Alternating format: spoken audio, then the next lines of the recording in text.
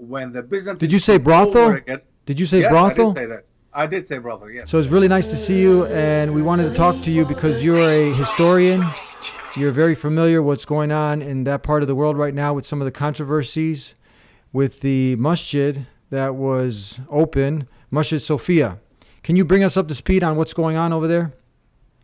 Of course, inshallah. First of all, Bismillah ar-Rahman ar-Rahim. It is a very complicated area. The Balkans, as we both know, is a very complicated and difficult area to describe to people who don't know the Balkans and the problems that we have there. And one of these big issues is exactly that, is the issue of what do we do with the different heritage that we have there.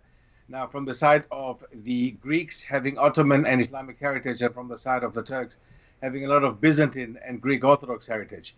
Now, under this one, obviously, falls the Hagia Sophia. And the Hagia Sophia, indeed, was and still is a very important cathedral in the eyes of the Greeks, especially.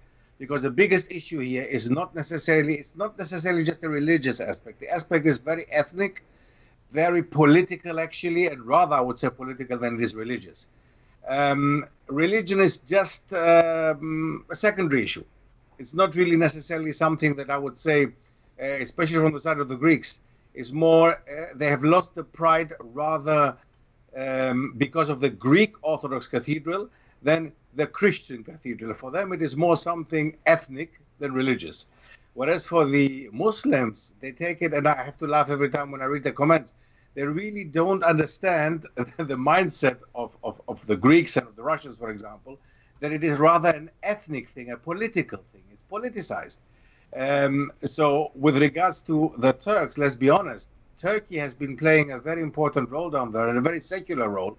And Turkey is the only secular Muslim country in the world, which might seem contradicting itself. But what we mean with that is simply Muslims in a way of the majority population being Muslim. However, politics and the idea of the state is very secular. It's the only secular country next to France in the world. So it is ironic to play around with religious symbols. Mm-hmm. And there are many things that I have written a statement on my website that everybody can read. It's in English and in German. And I really think that it's something that we have to be very careful with, cheating on the one side, but being unhappy on the other side, and drawing, basically being gloomy on the other side, like certain bishops do or certain Greek Orthodox leaders do. Mm-hmm. So bring us up to speed. So for some people who don't know, what is this? Let's start from the beginning. What is this Sophia? This was originally, what was it originally? And take us back in some history, like from the beginning. Okay, Bismillah. Okay, you're right. It has become such a common thing nowadays, so I didn't want to start. Okay, anyway, Bismillah.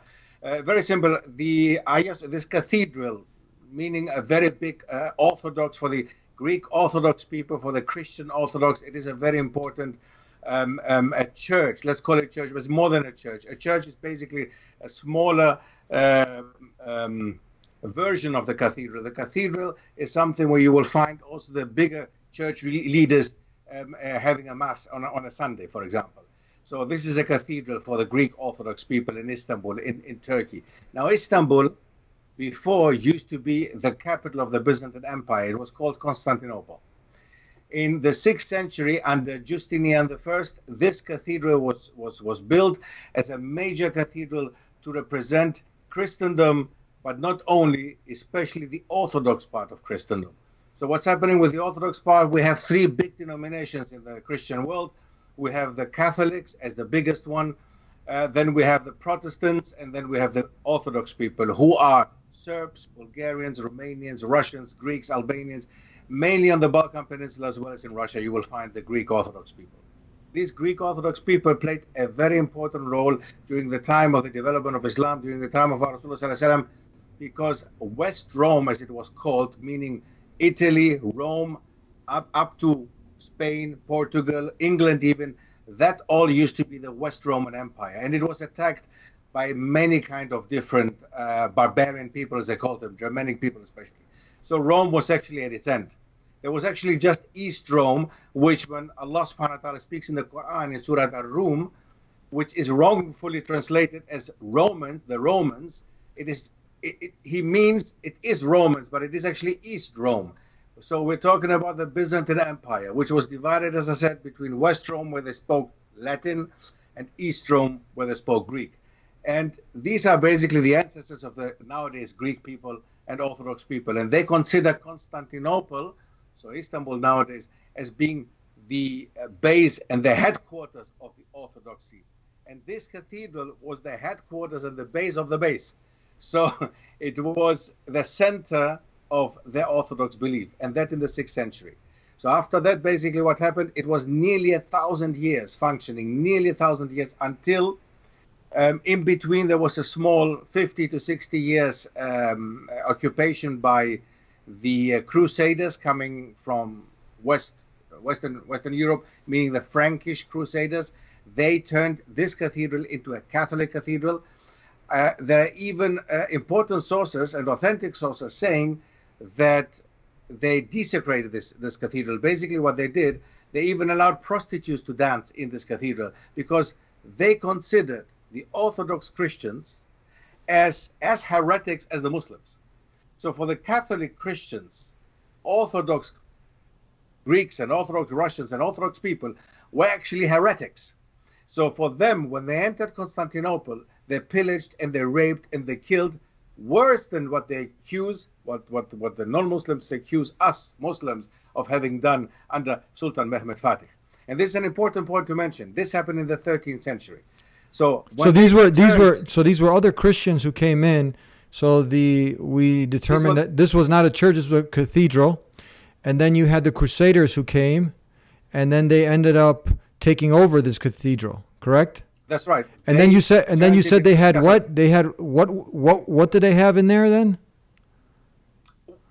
Many sources speak about a disrespect of the cathedral simply because it was an Orthodox cathedral. It was not seen as something Christian and holy. So by other Christians, by the Catholics. Let's call it by the Catholics. This is not Muslims now. These are Christians against Christians. Christians with Catholics. We are talking about Western Latin-speaking Catholics from the area which is nowadays France, Belgium, Holland, Germany, these kind of people, against Orthodox people from the East, Eastern European and Eastern Christian Orthodox people, so Greeks, Russians, and so on. So they considered each other as heretics, basically. So we're talking now about the 13th century, before the big onslaught happened against the Ottoman Turks and other Turkic people.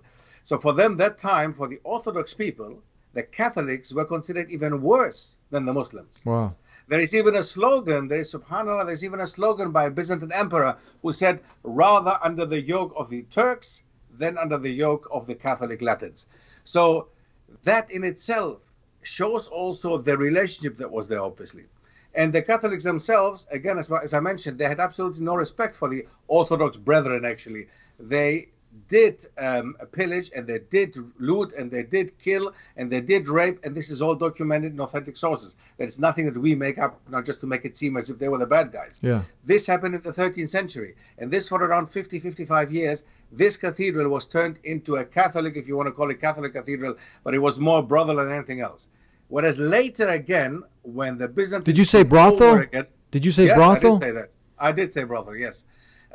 After the Byzantines took over, they basically, in the 1250s, 60s, they made it again an Orthodox cathedral as it was before, but the power and the dynamic and the might that was there of the Byzantines before had totally disappeared. The Latin Crusaders had actually destroyed the Byzantine Empire already in the 13th century, and there was no way for them to come back again to their old power, to the old might as they were before.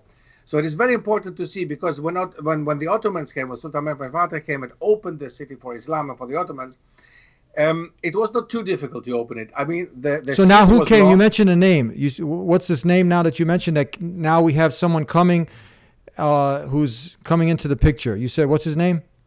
Sultan Mehmed Fatih. So Sultan Mehmed Fatih. Now it's about the time where he's coming in.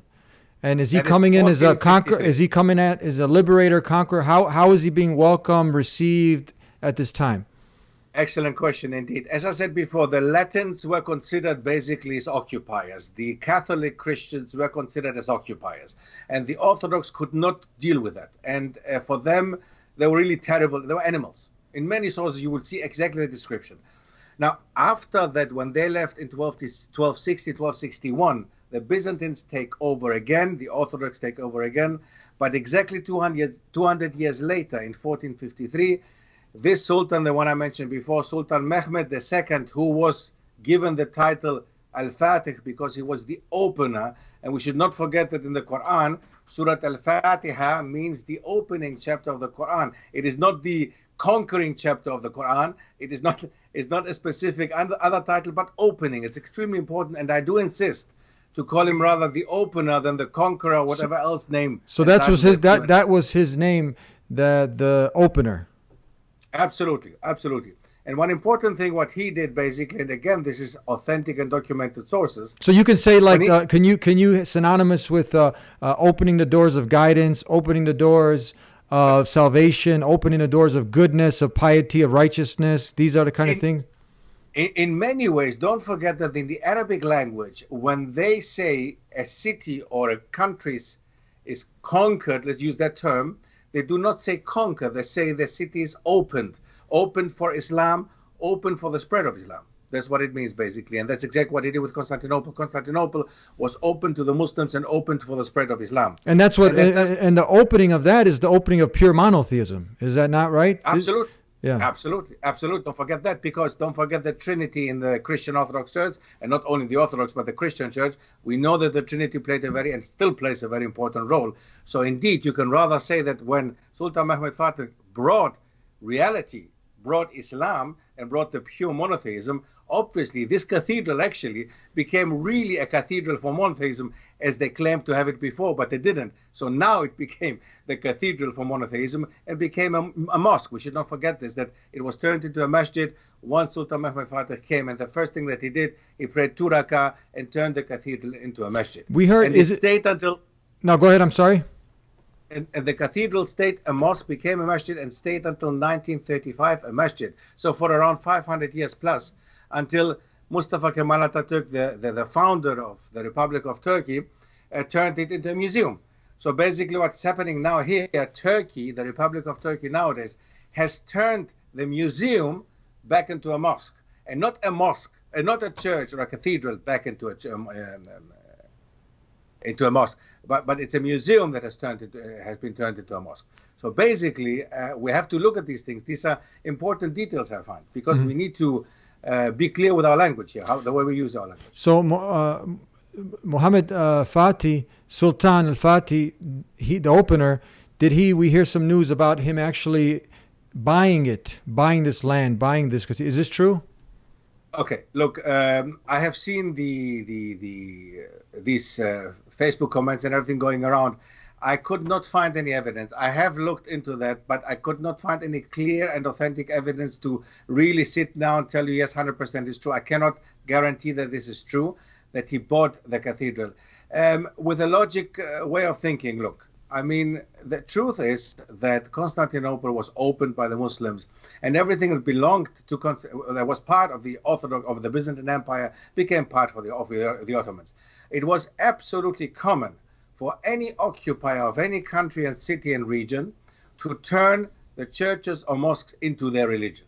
That means that you would have Byzantine people turning regions that were maybe Buddhist, turning the Buddhist temples into churches, or destroying them and build churches. You will have Muslims entering regions and turning churches into mosques, simply because now we have the majority Muslims living there. The cathedral, of course, being the base of Christendom, of the Orthodoxy in the city of Constantinople, was of course now a political factor and a symbol that was now turned to show that, hey, we are here, the Muslims are here, so it is supposed to be the main mosque of our empire. Nothing wrong with it. And Islamically seen, I've read also some crazy comments about that it was haram to do that. There is nothing wrong with that, and there is nothing haram about turning the cathedral into a mosque. Absolutely not. We also hear that some people, because you're an academic, you're a historian, you're a doctor in this area of history, so we wanted to bring on someone of such a academic stature to help us differentiate what is sound and what's not. And so as the point of him buying it, it might not. We don't know 100%. we say? Absolutely. At this moment, I cannot. Okay, cannot have you just permits you nor couldn't engage- find I the can- information. Okay, so that's up in the air. What about it being a place where the mercenaries? We also heard that the mercenaries they occupied this and they were running their missions outside of this cathedral. Have you heard this? I heard this, but this is absolutely very weak. This Okay. statement is extremely weak. Okay. Okay. And I can say 90% that is not entirely true. Okay, and then That is most probably a very weak statement. and then we heard from you that the being it turned into a brothel. So how far? What was the actual right before the opener came? Muhammad al-Fatih came. What was the state of this cathedral? A few years before, a year before. Was it in that brothel state, like you had mentioned? All right. The state of the brothel, or the state that was misused by the Latin Crusaders, that was between 1204 with the Fourth Crusade up to around 1260, 1261. So around 50 years. Let's say around 50, 55 years. During these 6 decades, you had the state of the cathedral was devastated. It was really dilapidated. And the way that it was misused, it was absolutely disrespected. And for the reason that I mentioned before, the Catholics, the Latin Crusaders did not consider the Orthodox, they considered them rather as heretics. So they had no respect for the other religions, call it that way. Well, they're both Christians, but they have very opposing statements with regards to Christianity, some of them. So the state of the disrespected state that it was in stayed definitely until 1261, until the middle of the 13th century. When the Byzantines took over, they of course started to put back the original role, to get it to play the role that it used to play before, but because the Byzantine Empire had weakened so much that there was no money in the treasury, there was absolutely nothing that they can do. It was in a very sad state when actually Sultan Mehmed Fatih took over. It was not the glorious cathedral as it used to be before the 13th century. It was definitely not the way that it used to be 200 years before. Definitely not. And the Byzantine Empire was at its end. There was absolutely nothing that these people could do anymore. They had basically what was keeping the Muslims out of Constantinople for around 200 years, still after the Latin conquest. What was keeping them out was simply because they themselves had issues in the Muslim world. The Ottomans were fighting, for example, with Asian Mongols. So the Mongols were very strong in the 13th century. So they had issues in Asia themselves, and they could not be busy with Istanbul and with Europe. So that's why it kept them out for such a long time. They could not conquer, or they did not want to. They didn't have time to invest and money to invest to go and open Constantinople, which happened then in the 15th century. So we're trying to paint a picture to see how was it like, for instance, if you have the functioning Kaaba in Mecca, where you have millions of people coming from all over.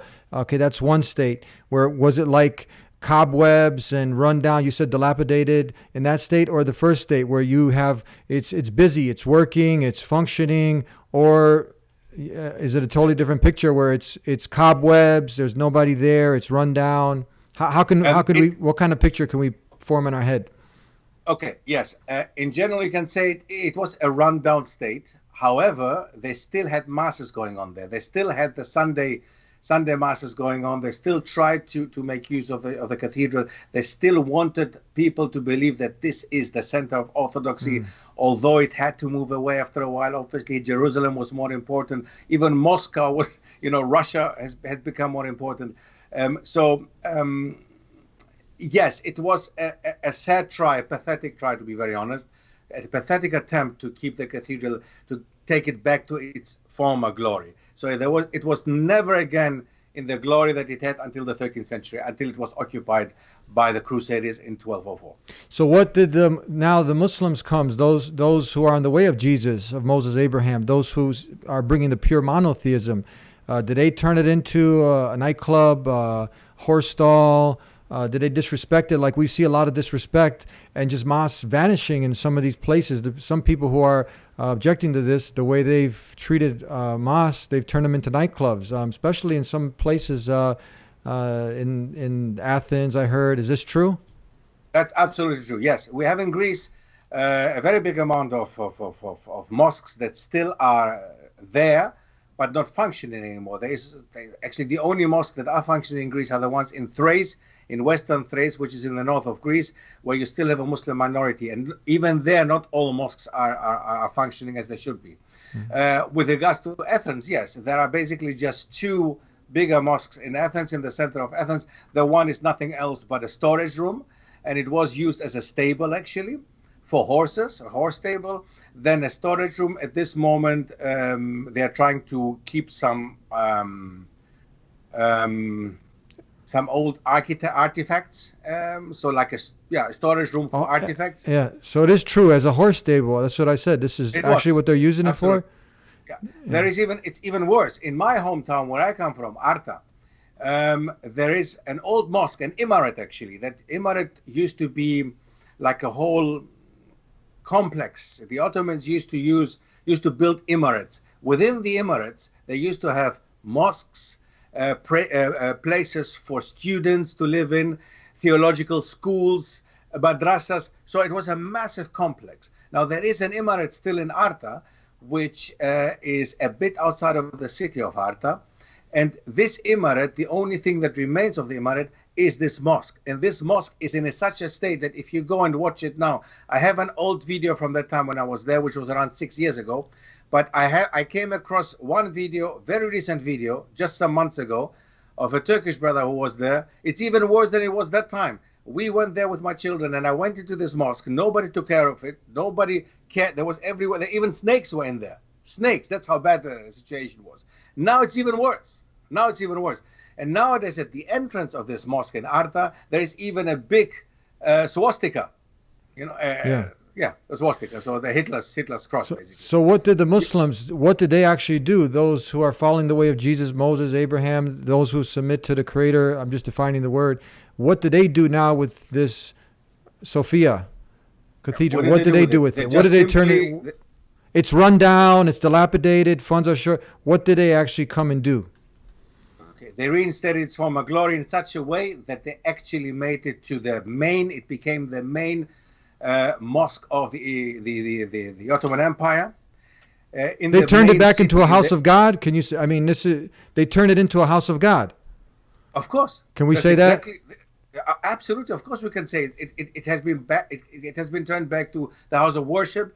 And the point here, look, whatever you say, the truth, of course, it became again back a house of God, a house of worship. But for the Greeks, it's the same as if you told them that at that moment they started worshiping Shaitan.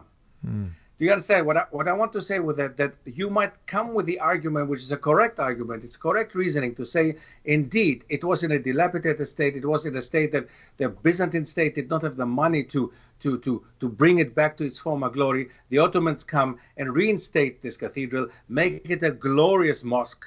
So for them, it's as if you said, okay, they made it a glorious temple for the worship of Shaitan. You understand? Yeah. So it's not, we can come with this argument, which is a correct argument, but it's a correct argument for the Muslims. Any Muslim would say, well, mashallah, alhamdulillah, it's a good thing. But any Greek Orthodox specifically, and I'm mentioning these people specifically, any Orthodox would say, yeah, but they started worshipping their Allah, which for them is actually on the same level like Shaitan. But your background is Greek. You're also Greek. Absolutely, I'm Greek, but I'm a Greek Muslim. Tikanis. So I'm a Muslim Greek, rather that way. Tikanis. Alhamdulillah. Yeah.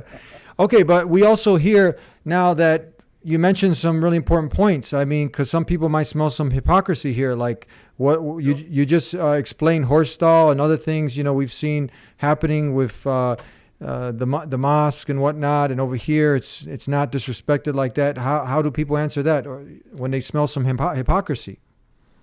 Well, yeah, of course, some will say, what is this guy saying, actually? He's taking it from he's a traitor anyway. I've been called a traitor from... No. I'm not talking about you. No, I'm not talking about you. I'm talking about those who from Athens or other places that have like for instance, I'll give you an example. We know that in Bosnia, you have so many mosques that were destroyed by these Chetniks, and it's sad to say. I mean, we don't label all Serbs Chetniks or disrespect the whole Serbian nation. No, we don't do that.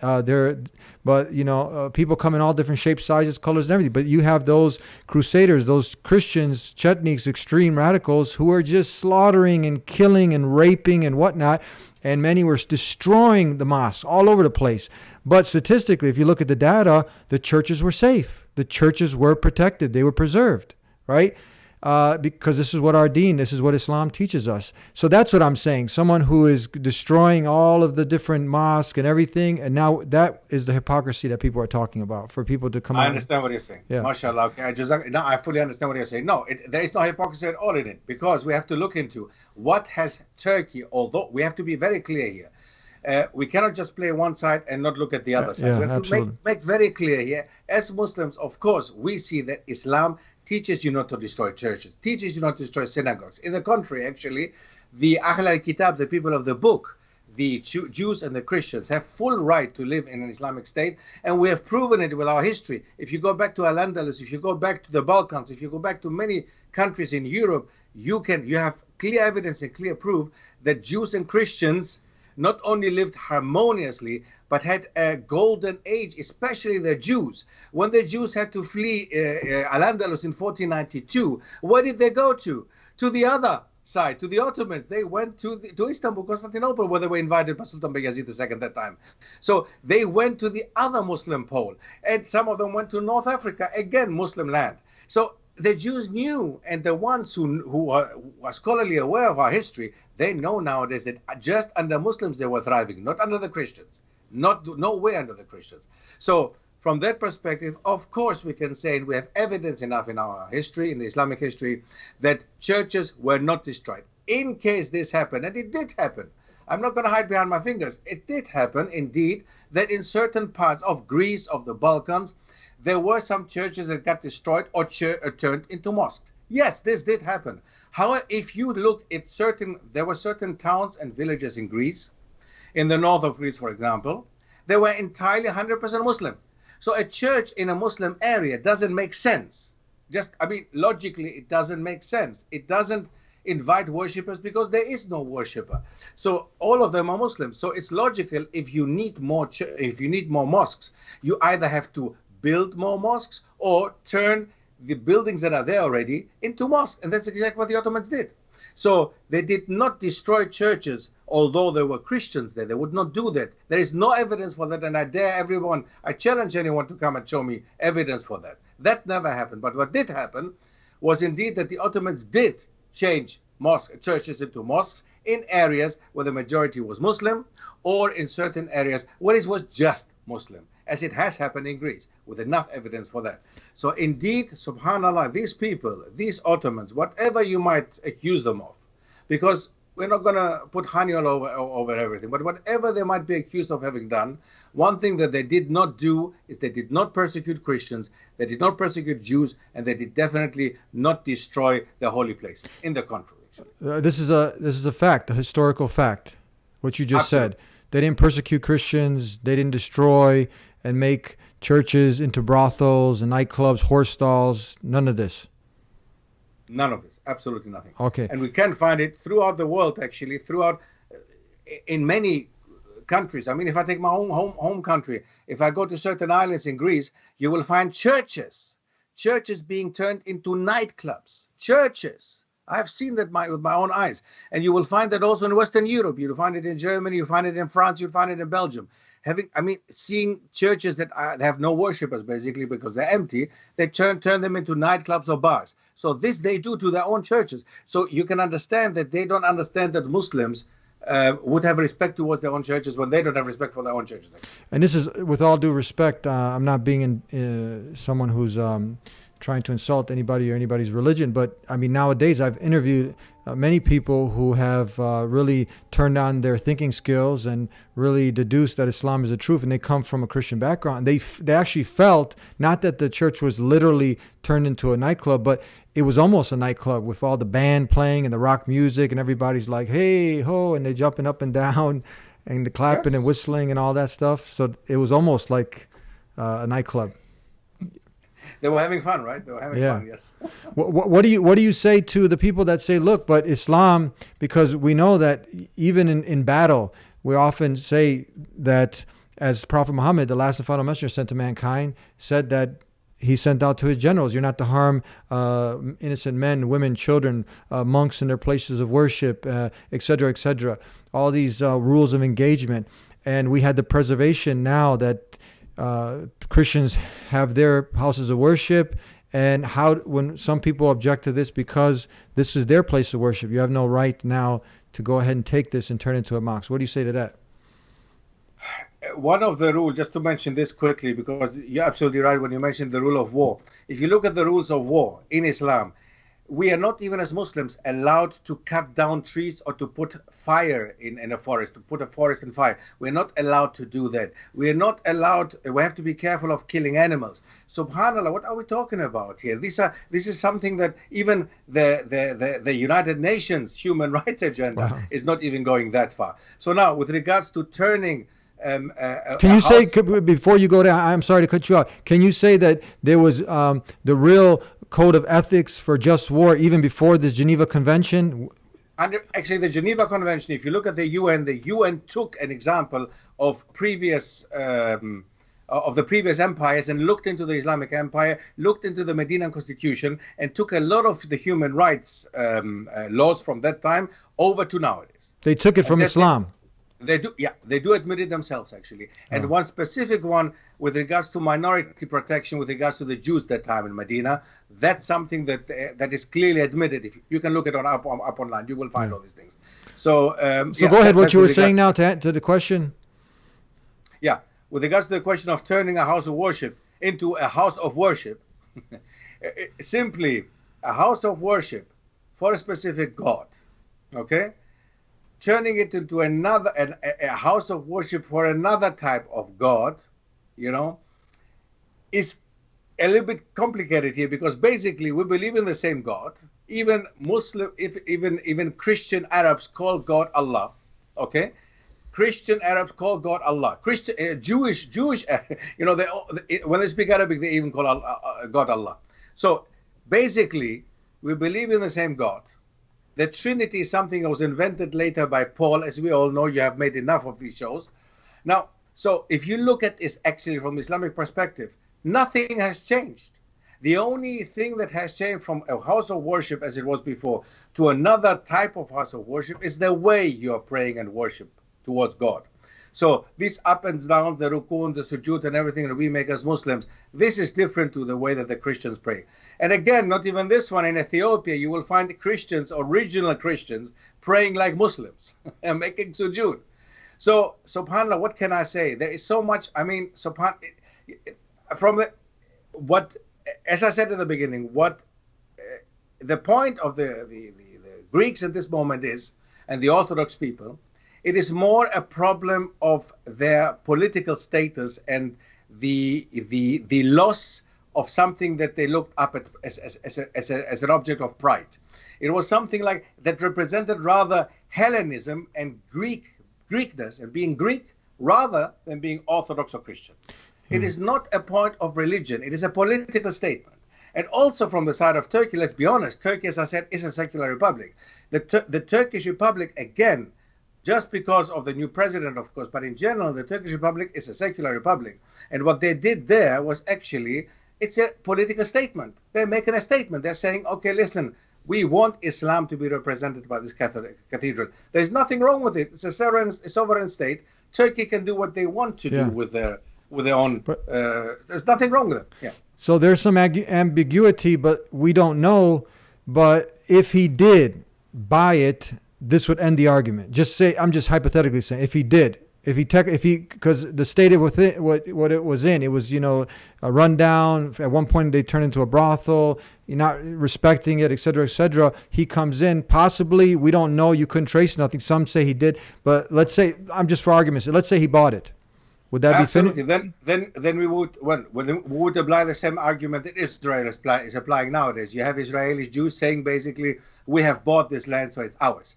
So for the same reason, you can also say, okay, well, Sultan Mehmed Fatih bought this cathedral, so it's his, so it belongs to the Muslims. Okay? Yes, you could, of course, have the same argument. Why not? Why does it apply to the ones and not to the other? But that's just hypothetical. That's just hypothetical. But 500 years is a long time now. Of course. What was going on within those 500 years? Was there any uproar for the cathedral at that time that we know there were people that were sending letters, they were protesting this? Excellent question. Not one letter. We know nothing of something like that. From the moment that it was turned into a mosque from 1453 onwards, which was not even the glorious time of the Ottoman Empire. The glorious time comes still. The glorious time was in the 16th century under Sultan Suleiman the Magnificent, who was given the title the Magnificent, imagine, by his arch enemy Christian Europeans. He was actually, by the Ottomans and by the Arabs, he was called Kanuni. That means lawgiver, lawmaker, a very boring title, nothing special. But his title amongst his arch enemies was the Magnificent. And in Greek, it's even a more important title. He's called in Greek o Megaloprepis. That means the glorious one, even bigger than magnificent. Okay? You understand? I mean, it's very difficult to have the exact translation. But it means something very special and very glorified. And this is your arch enemy who, as they say, hated them so much. I don't believe that. I don't believe there was an admiration for the Ottoman Empire, definitely until the 16th and 17th century. And there was a time that the Ottoman Empire was considered as the most important empire on this planet. There was a time that people would copy them, as they would copy under Al-Andalus, the Muslims in Al-Andalus. So there was a time, there was no doubt about it, that they did not have any interest whatsoever in doing what people are saying they want to do now. Yeah. So turning the cathedral, turning the Hagia Sophia Mosque into a cathedral was nowhere to be found that there was any interest, not even by the Greeks under the empire. Mm-hmm. Nowhere. Yeah. Okay, then what about this state now? So from 500 years, it was running as a house of worship, a house of God, promoting the pure monotheism, praying like Jesus prayed, living the way of life of Jesus, not worshiping Jesus, and then it gets turned into a museum. Talk to us about that now. So that happened for what, 50 years? 1935, from 1935 to 2020. I'll calculate how much is that? Yeah. 70 years, isn't it? 70 years, okay, yeah. So for 70 years now, it was turned into a museum. Right. Was there any objections there for it being turned into... We should understand politics. First of all, the Ottoman Empire collapsed. In 1923, it became the Turkish Republic, secular Turkish Republic, or Republic of Turkey, with the first president, Mustafa Kemal Atatürk. Now, this Mustafa Kemal Atatürk had no interest in Islam. He even killed a lot of ulama and scholars. He even persecuted Muslims for wearing the fez, which is the turban, basically, or, well, not turban. It's a specific hat that the Ottomans were wearing that time, which has nothing to do with Islam. It was just an identity thing. So he tried to get rid of anything that would remind them of their the glorious past, of their Ottoman past, Islamic past. Arabic was even forbidden. The adhan for a while was made in Turkish. I mean, what else can I say? The main language, I mean, what they had to learn at school was not Arabic, but rather French. The Republic was built on the idea of French, the French law, which that time France was like USA nowadays, the United States. So it was a superpower. So basically, they were copying anything that came from Europe. Their appearance, their dressing, their speaking, everything. Everything was like the Europeans. And they wanted to clearly be seen as Europeans. So this secular republic and this person who wanted Turkey to go the secular way and the European way, this person turned this important cathedral, as having become a mosque, into a museum. And I must say it is not necessarily something that we should look at it as a bad thing. However, the intention is very important, and just Allah knows his intention. But we have to look into what this state had become. The Ottoman Empire was dead, didn't exist anymore. There was a Turkey, a republic, which was secular, in many ways even anti-Islamic, I would say. The hijab was forbidden, and many things that came after it, even worse. So now, this state turns the the important masjid of the empire into a museum. It could be a good thing because now they're showing, listen, we want both religions, Christianity, the Orthodox religion, and Islam, to be basically admired and be viewed by the tourists who come in here. And whatever it could be, it's a touristic place. Great, it could be seen that way. But also, on the other hand, if we look at the development of Turkey as a secular state, again, we see that actually that was rather a symbolic move away from Islam in that way, to say, listen, these objects of that time, of the Ottoman time, of our Ottoman past, we have to leave them aside and behind us. We're actually now, we have turned now the page. We are now a different republic. We are now a different state. We have nothing to do with Islamic Ottomans. And I think this is rather the case as it was. And that's why nowadays you will find a lot of Muslim voices being happy about this turn back to a mosque, simply because it's another symbolic and political move again to show that, hey, Islam is taking over in Turkey, or Muslim Turks come back to their Islam, although we have more than 20 to 30%, many statistics say, about people who actually despite hate Islam or have a problem with the Islamic way of life. So this is going to be, it's a big issue in Turkey at the moment. It's not something that will disappear. So what happens to the masjid now? What are they doing with it? Is it specifically a house of worship, a mosque, or also it's a tourist place where people can also come in? Very good point, because what the way I understood the statement of the Turkish government at the moment, what they are planning to do is, once it has opened, people of any faith can come in and still visit this mosque, okay, visit the Hagia Sophia, and still view the frescoes and the mosaics and everything as it was. They just cover them during the time of prayer, I read. So the idea is, the plan is to cover the mosaics and the icons during the time of Salah, and then uncover them for everybody to come in and still view them. So even during the time of Salah, as we have seen in other mosques in Istanbul, I've been to Istanbul several times. If you go to Sultan Ahmed Mosque, you will see that tourists are still allowed to enter. And the best of all, they used to pay entrance fee before to go and visit the Hagia Sophia. Now it doesn't cost anything. Wait, there used to be, so you for tourists before, while it was a museum, you had to pay to get in. Exactly. Now that is gone. It doesn't cost anything. I mean, that's a great deal. I think if you look at it carefully, and if it's explained that way, I think, because there's something that, by the way, is not really explained. If you look at media and if you look at the newspapers and the way the Western media they talk about the change, it's as if basically everybody is barred. Nobody can go there. Just Muslims can go and pray in there and go again. But they do not describe the details. And the details you can just find out if you look deeper into the subject. So again, the Turkish government keeps the Hagia Sophia open to anyone who wants to go and visit it, this time without having to pay an entrance fee. And on top of this one, Muslim worshippers can go and pray in that specific masjid. So nothing has changed from the perspective of the non-Muslims, so that they cannot come and see. The contrary, they even save on money, and a lot of money as far as I remember. The entrance fee was quite high. So they save on a lot of money to just see such an icon, such an important building. So nothing's really, go ahead, finish, I'm sorry. No, I said, subhanAllah. I mean, as you said, it's a great deal, I find. I don't know what more to say. So really, there's just been a spot allocated where people can pray like Jesus prayed.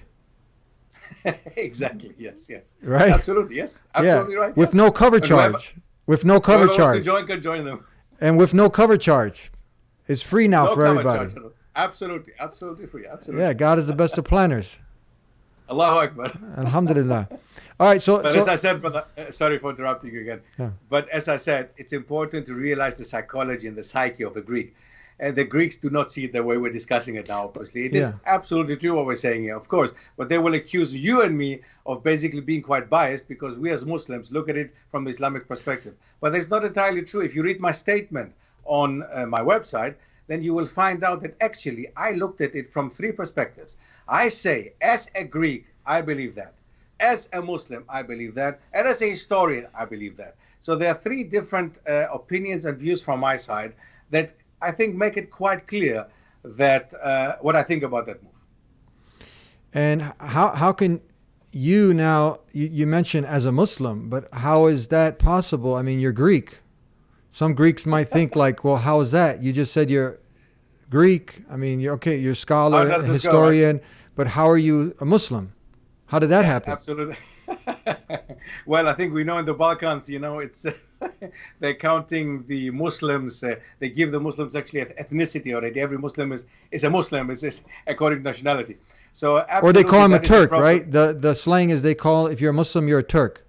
You turn Turk. You know that, by the way, in the 15th, 16th century, Victorian times, Elizabethan times in the UK, up to the 18th century, 19th century, they used to call anybody who becomes a Muslim turning Turk. So that is not a new invention. That was something that the Balkan people invented. It was something that actually was there. It's just that they don't use it in English anymore. They would not say that somebody turned Turk. But on the Balkan Peninsula, still until nowadays, if somebody becomes a Muslim, as in my case, as a Greek, or as a Bulgarian, as a Romanian, a Serbian, they all turn Turk. So indeed, that is a common misunderstanding of Islam. They believe that Islam is something for the Turks and from the Turks. And this is something we are here to educate them that this is obviously wrong. People can watch the story the interview we did with you, your highlights of how you actually ended up coming to Islam. But just for those who didn't get a chance to watch that, what was it about Islam that had you actually accepted? The Salah. The prayer. Salah was the most important thing, the prayer, indeed. I used to go, and as you said, you can watch the interview basically, but I used to go to a mosque in the city where I grew up in Germany, where we had an Islamic center, and I used to go there very often on a Jumu'ah or on a normal basis and just go up and down, just make rak'ahs, ruku and sujood, without knowing what to say and what to do. But I had the feeling, I felt something was there, subhanAllah. I felt the presence of Allah. I felt that something was there. I felt that this is the right thing to do. I felt that this was the right thing to worship God. And this is something that opened my heart towards Islam. So the prayer was the main thing. And of course, the first thing that I'm going to do when I'm in Istanbul again is going to pray in the Hagia Sophia. And I'm going to say Allahu Akbar, maybe translate into Greek also, inshallah. Is there in your academic research and on your way to being a historian, because this was also from your story, that when the more you looked at history, not his history, made up history, you saw a lot of lies. You saw a lot of distortion in what you were brought up to believe. And then when you actually investigated fully, you unfolded a lot of things, and this is what also led you to Islam. Do you believe if people went a little deeper and they start to really look at history from a holistic view and not his history, that it would also help to bridge many of these misunderstandings and eradicate some of this hate that, would you say, is perpetuated in some of these classroom settings and even in academic settings in some of these areas in Europe and the world?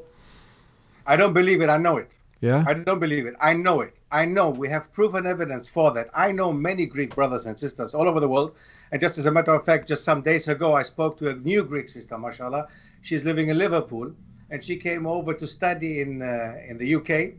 She came to study around 4 years ago, and she accepted Islam in this very country because she came across the lies that she knew actually from Greece already. She had the feeling that many of these things that she heard from Greece, that this could not be true. And when she came across Muslims in the UK and married a Pakistani psychologist, mashallah, she found out, obviously, that Islam was not the way it was presented in Greece.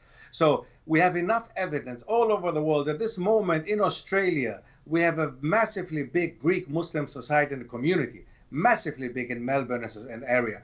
So we have at this moment enough evidence to prove that once you look deeper into Islam, whoever you are, even a Serb. I have a Serbian friend who became Muslim some years back. Even people who are full of hatred. And you have had some of them on your show, mashallah. People who are full of hatred. These people were ready to take you apart. Chetniks, in the worst meaning of the word. Even these people can turn towards Islam once they have figured out and they're open enough. And of course, if Allah wills it, of course. But in general, you're absolutely right. We have to, and I've been fighting for the last 3 to 4 years, and I don't know if you permit me to say that also. I've written a book last year, actually, The Islamic History of Europe, and I had the chance when we met in London to introduce it to you, but we didn't have a chance to show you a real copy. Now I have a real copy. I'm still waiting for the book, yes. I inshallah, once you send me your address, I will send it to you, inshallah, definitely. So the book is now available, has been available for the last couple of months, and alhamdulillah, many schools, Islamic schools, especially in the UK, have jumped on board and have been teaching this history for the last couple of months. And I'm proud to say that this is my input for changing humanity. And I think history can change the worldview and the view of Islam and the negative views that people have.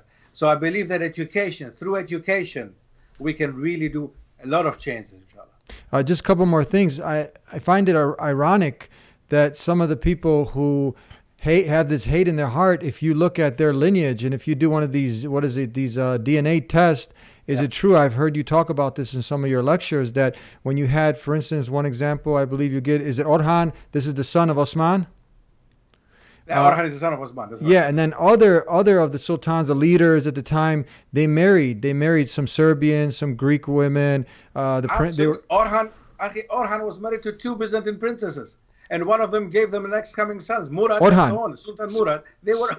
So repeat that again. So Sultan Orhan.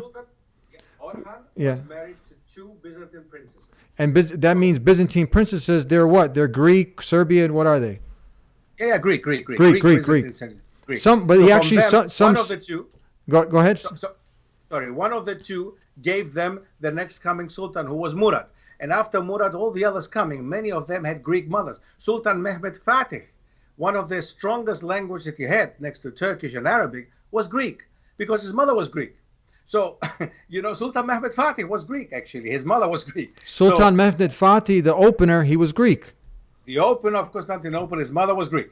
Yeah. Okay? Do they know this? Do the Greeks know that? Let's not put it that way, because you will have a lot of Turks coming to your channel and saying, what are you guys saying there? We're not. Okay, so his mother, Sultan Mehmed Fatih's mother, was Greek, as many other sultans' mothers were Greek.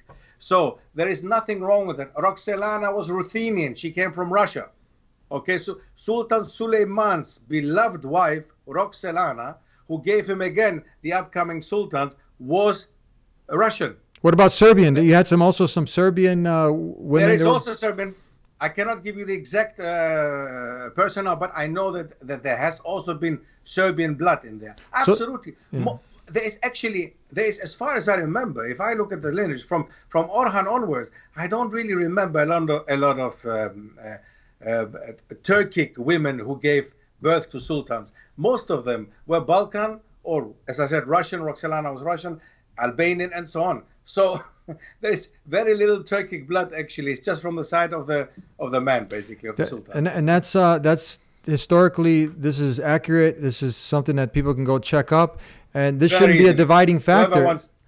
Whoever wants to can check this. Absolutely. And because Islam transcends the nationalism. I mean, Islam is a universal way of life that gets rid of the racism and brings humanity together for the worship of the one and only one God, to be morally upright and to prepare to meet your Creator. No matter if you're Greek, white, black, doesn't matter. Absolutely. That's a very important point. And if we look at so many movements, if you look at North America or South America, for example, if you look at brothers accepting Islam in Brazil, for example, I was just recently quite actively busy with the issue of Brazil. You look at Afro-Brazilians come en masse to Islam nowadays, simply because they have discovered that the ancestors, a third of the slaves of that time, of the African slaves, were actually Muslims. And you see that absolutely Islam transcends any kind of national, ethnic, color borders. I mean, the solution, indeed, to racism in the world is without a doubt the practice of Islam. Now, of course, there are people who would say, yeah, but look at the Muslim countries. Don't you find Arab racist? Don't you find racism also in the Arab world? Yes, you do. I said the practice of Islam. And in many Arab countries and Muslim countries, there is no practice of Islam.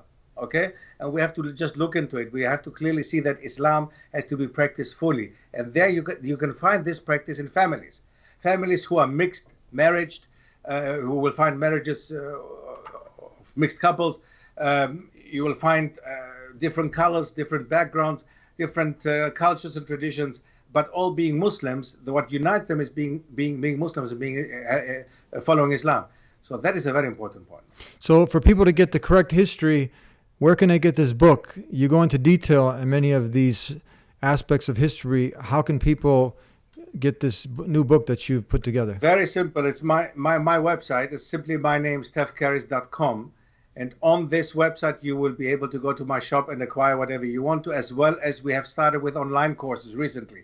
So we have now the online courses with regards to Islam in Europe, Islam in Asia and Africa is coming as well, and the Americas.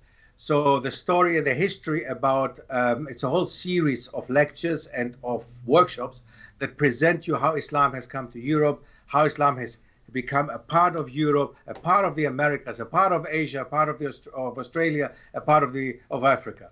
So there are different online courses which are still coming, as well as very, very soon the Ottoman Empire. So we have a small course of 6 episodes, whereas the others are between 12 and 14. This small mini-series of 6 episodes about the rise of the Ottoman Empire, where we discuss exactly what we have been discussing actually with regards to the sultans, with regards to the different mothers having a certain background, and all this up to Sultan Suleiman the Magnificent, the rise basically of the Ottoman Empire. So whoever is interested, stephcarries.com, the courses and the shops, they're both there. Sheikh, Dr. Steph, thank you so much for being with us, bringing us some history, bringing us a good balanced approach, and helping those who are many people, they don't know what's going on. So we wanted to educate them on what's going on with this Masjid Sofia, and hopefully they can have a better, clearer perspective and view on it now. Jazakallah khair. We appreciate it. Thank you for your time. Jazakallah khair. Ameen wa yak.